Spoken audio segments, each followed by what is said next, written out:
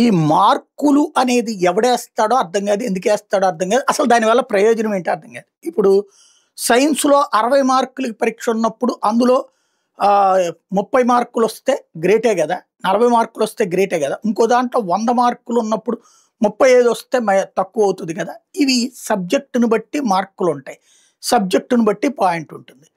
కానీ చంద్రబాబు నాయుడు గారు గత 18 నెలల్లో అసలు ప్రభుత్వాన్ని తీవ్రంగా గాడిన పెట్టేసాం. అద్భుతంగా సాధించేసాం. ఆర్థికం అద్భుతమైపోయింది. రాష్ట్రం పరుగులు పెట్టేస్తోంది. షైనింగ్ అయిపోతుంది. జగన్ విధ్వంసం చేస్తే అని నిన్నగాక మొన్ననే పవర్ పాయింట్ ప్రజెంటేషన్ ఇచ్చి మరీ చెప్పారు.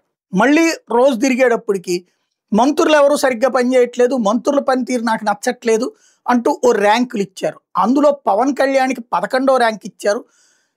అదే సందర్భంలో లోకేష్‌కి 9 అయితే బాబు గారు 6వ ర్యాంక్ తీసుకున్నారు. ఏంటి 5 అంటే ఫైళ్లు క్లియర్ చేయడం. ఈ పవన్ కళ్యాణ్ ఫ్యాన్స్ ఇప్పుడు ఏం ఫీల్ అవ్వాలి? పవన్ కళ్యాణ్ అద్భుతంగా చేస్తున్నాడు. అటవీ శాఖ చేస్తున్నాడు, పంచాయతీరాజ్ శాఖ చూస్తున్నాడు, పర్యావరణ శాఖ చూస్తున్నాడు. తనకు సంబంధించిన అన్ని శాఖల పనులు చేస్తున్నా ఆయన 11వ స్థానంలో ఉంటాడు. అదే సందర్భంలో రెవెన్యూలో సంబంధించినటువంటి గందరగోళాలు ఉన్నాయని ఒక పక్కన చెప్తూ రెవెన్యూ అంతా అరాచకంగా ఉంది అని చెప్పి నిన్ననే సమీక్షించారు చంద్రబాబు గారు. తీరా చూస్తే అనగానే సత్యప్రసాద్కి సంబంధించి ఏది 6వ స్థానంలోనే చంద్రబాబు గారు అంటే 2 రోజుల్లోనే పరిష్కరించి టాప్లో డోలా ఉన్నారట. డోలా బాల వీరాంజనేయులు గారు ఒక్కళ్ళు టాప్లో ఉన్నారట. మిగతా వాళ్ళందరూ వెనకబడిపోయి ఉన్నారట. ఇది సమస్య. సరే, అసలు ఇంతకీ ఆర్థిక శాఖ మంత్రి 24వ స్థానంలోని 23వ స్థానంలో ఉన్నారట. ఇదే 23వ స్థానంలో ఉన్నారట. అంటే పయ్యావుల కేసు. అంటే మరి ఆయన ఆ స్థానంలో ఉంటే అసలు రాష్ట్రంలో ఆర్థిక పరిస్థితి ఎక్కడ ఉన్నట్టు? సర్వనాశనం అయిపోయినట్టే కదా. మరి మనమేమో ఆర్థిక పరిస్థితి అద్భుతంగా మార్చామంటున్నాం. మంత్రి గారు 23వ స్థానంలో ఉంటే రాష్ట్రం 1వ స్థానంలోకి ఎట్లా ఎదిగిపోయింది? అద్భుతమైన ఎదుగుదల ఎలా సాధ్యమైంది? అట్లాగే 24వ స్థానంలో ఆయన ఎక్సైజ్ శాఖ మంత్రి ఉన్నారట రవీంద్ర.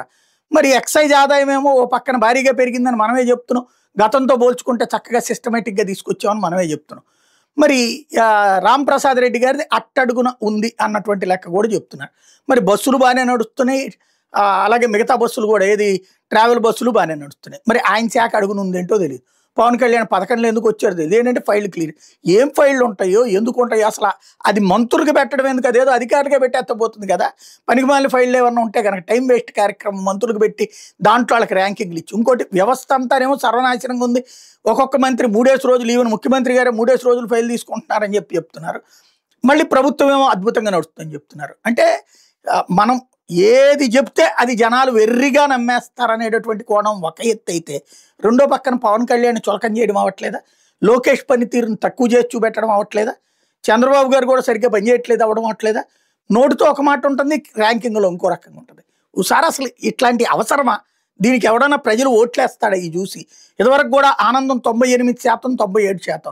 చంద్రబాబు గారు అద్భుతమైన పాలనాదక్షుడు. 2019కి వచ్చేటప్పటికి ఏమైపోయింది? లేదా అంతకుముందు 2004 తర్వాత 2004లో ఏమైంది, 2009లో ఏమైంది? అప్పుడు ఇట్లాంటి ర్యాంక్సే. ఈ ర్యాంకులు ఏమి లేకుండానే రాజశేఖర్ 2 సార్లు గెలిచాడు. అదే సందర్భంలో ఈ ర్యాంకులు ఏం లేకుండానే కేసీఆర్ 2 సార్లు గెలిచాడు. ఎందుకు మనం దీనివల్ల ఏమైనా ఒరిగేది ఉందా? అదేదో హ్యూమిలియేషన్ తప్పించి ఒకసారి ఆలోచించుకుంటే బెటర్.